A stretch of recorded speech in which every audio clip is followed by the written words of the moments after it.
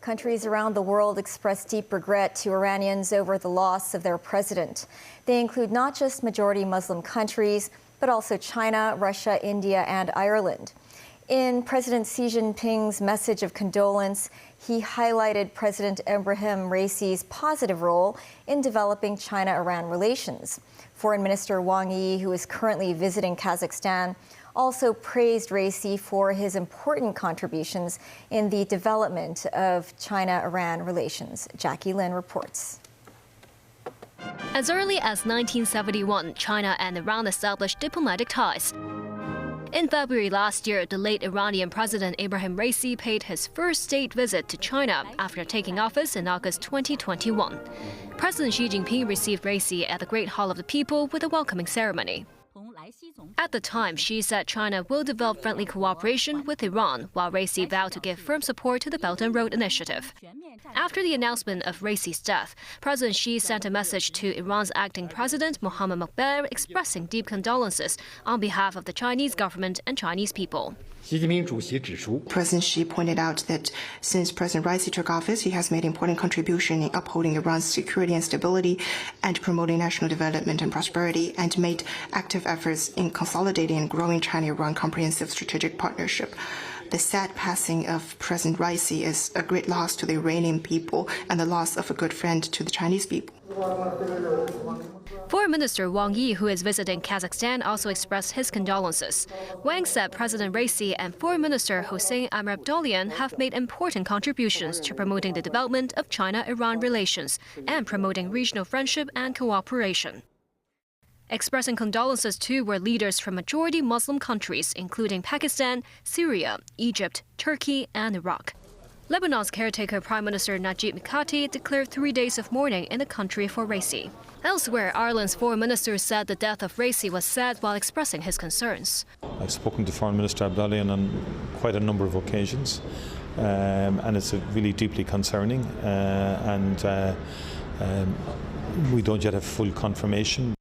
Russian President Vladimir Putin and Indian Prime Minister Narendra Modi also expressed sorrow over Iran's loss. Jackie Lin, TVB News. The Immigration Department arrested 10 individuals today, including 3 full-time foreign domestic helpers, as part of its campaign against illegal workers in the city. Timothy Lee tells us more.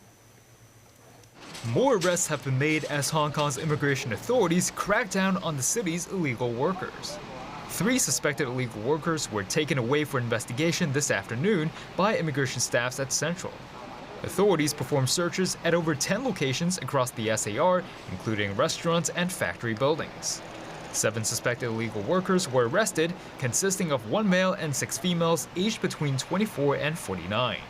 The majority of the arrested persons are from Philippines and Indonesia, and at this stage we don't have enough information to say they are employed by a company or a single case, so we still have to investigate on it.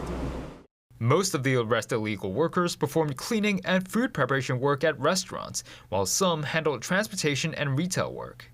They received payments between $300 and $600 per day and had been employed for such activities for at least half a year.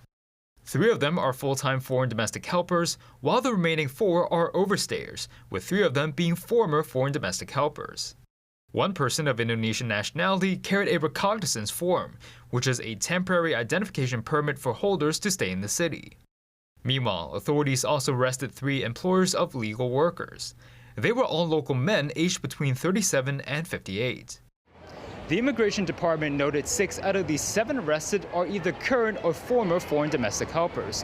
Authorities reminded that foreign domestic helpers who perform illegal work are liable to a maximum fine of $50,000 and up to 2 years in jail. Timothy Lee, TVB News. Hong Kong's latest unemployment rate remained unchanged at 3% in the February to April period. More than 113,000 people lost their jobs during the 3-month period. It marked an increase of about 2,000. The underemployment rate remained unchanged at 1.1%. Total employment and labor force rose about 5,700 and 7,700 respectively. Secretary for Labor and Welfare Chris Sun said the unemployment rate in many sectors remained low, and the continued economic growth is expected to keep the labor market tight in the near term. Cases of respiratory syncytial virus or RSV infection have been on the rise over the past few weeks. Experts are urging high-risk groups to get vaccinated at private hospitals as soon as possible. The Society of Hospital Pharmacists has called on the government to include the vaccine in the free vaccination program. Jackie Lin reports. With the upsurge in respiratory infections in recent days, Dr. Ivan Hung, chair professor of the Faculty of Medicine and chief of infectious diseases at the University of Hong Kong, said, apart from the influenza virus, citizens should watch out for respiratory syncytial virus, or RSV. Its circulation in the community usually begins in late February and lasts for 7 months, while peaking between July and August every year. Apart from fever and coughing, symptoms include a runny nose, loss of appetite, and fatigue. It takes 1 to 2 weeks to recover. Currently, there is no drug that targets RSV. Patients over 60 years old with chronic ailments such as diabetes, heart disease, asthma, and pulmonary sickness are among the most vulnerable. Surveillance data shows since January this year, 65% of the RSV cases live in care homes for the elderly or disabled. Hung said elderly residents at these care homes usually exercise less, and the infection risks are much higher when there's an outbreak. He noted 1 in 1,000 hospitalized RSV patients aged 65 or above dies because of complications. So would receiving the seasonal influenza vaccine help protect against RSV? Dr. Hung said it can prevent flu, but it's not effective against RSV. The first bivalent vaccine developed by Pfizer against RSV has been approved for use in Hong Kong. The Society of Hospital Pharmacists of Hong Kong says it provides 80 to 90% protection for the elderly. So Yuhua from the Society said RSV infection can happen throughout the year, and it is not the same as a common cold or flu. In Ontario, Canada, the government has earmarked public funds subsidizing high-risk groups to be vaccinated, including those over 60 years old living in residential care homes. With that, so called on the government to include the RSV vaccine in the free vaccination program as soon as possible. For now, so appeal to high-risk groups to receive the jab at private hospitals, which cost between $2,000 and $3,000. Jackie Lin, TVB News. The tombstone of Wong Kah-kwoi, the late lead singer of legendary Hong Kong band Beyond, was damaged yesterday.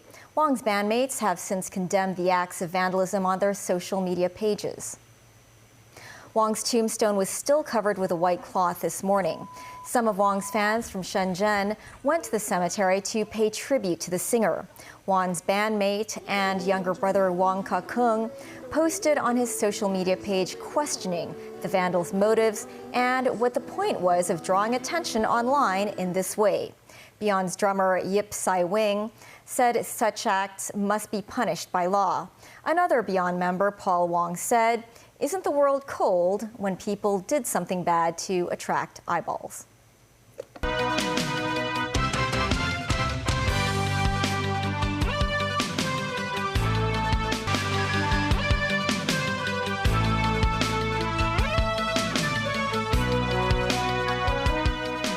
Welcome back.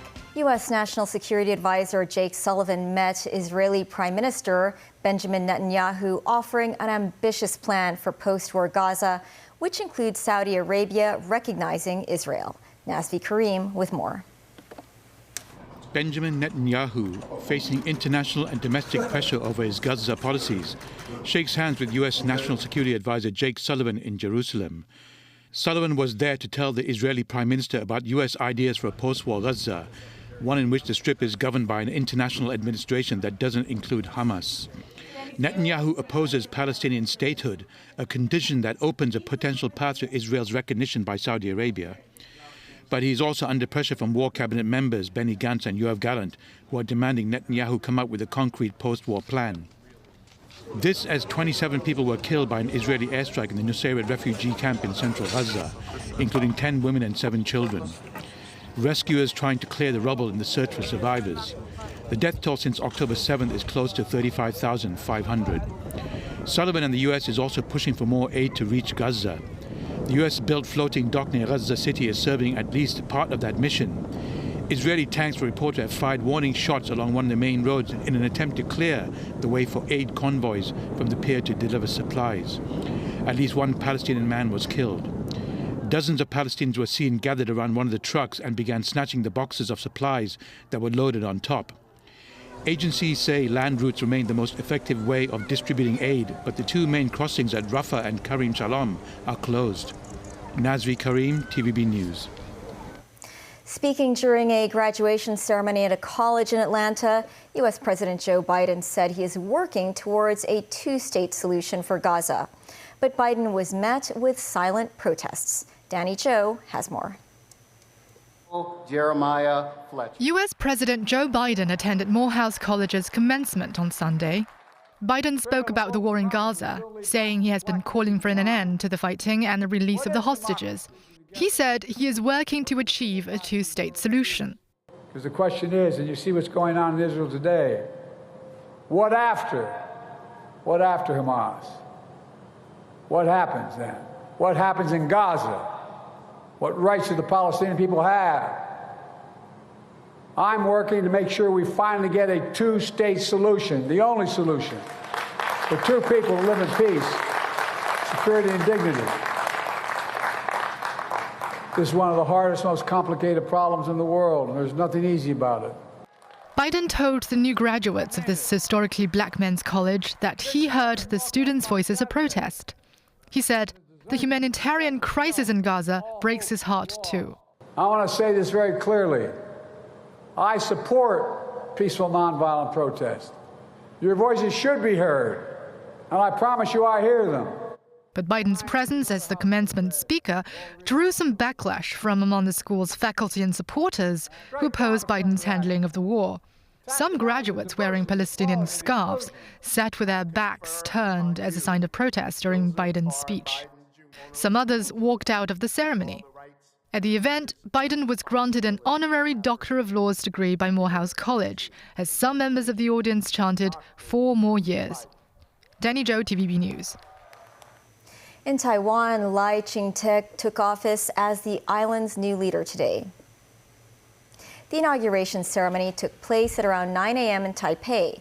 After Lai Ching-te and his deputy Xiao Bi-kim were sworn in, Lai received 2 seals from Han Kuo-yu, president of the Legislative Yuan.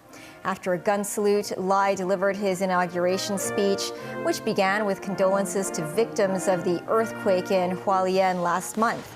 He expressed hopes that cross-strait relations will maintain its current status because stability across the strait is crucial to the world's current geopolitical situation. He said he hopes that the mainland would restart bilateral and reciprocal cross-strait travel. In Beijing, the Taiwan Affairs Office of the State Council said no matter how the situation on the island changes or who is in power, it will not change the fact that the two sides belong to the same China. The Foreign Ministry, meanwhile, reiterated that Taiwan independence is a dead end and that no matter under what banner, secession is doomed to fail.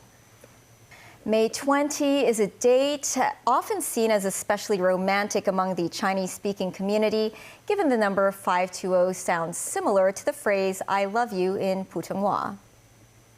The Immigration Department said 275 couples tied the knot today, a 26% increase on the same day last year. Many pairs of lovers were seen arriving at the Chimsha-Choi Marriage Registry office. Some of them said they chose the date because it is just easy to remember.